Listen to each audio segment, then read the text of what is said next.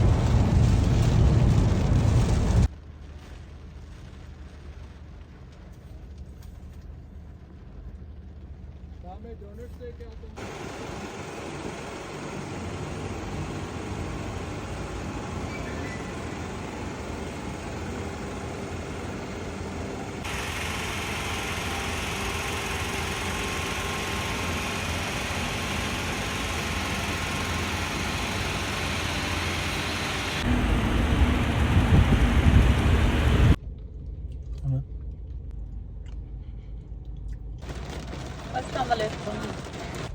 Burger नहीं चाहिए, सिर्फ बोटी अगर मिल जाए। मैंने फिर खा ली, मामा ने खाना है जो भी दे दो। कहाँ पे है? मैंने खा लिया।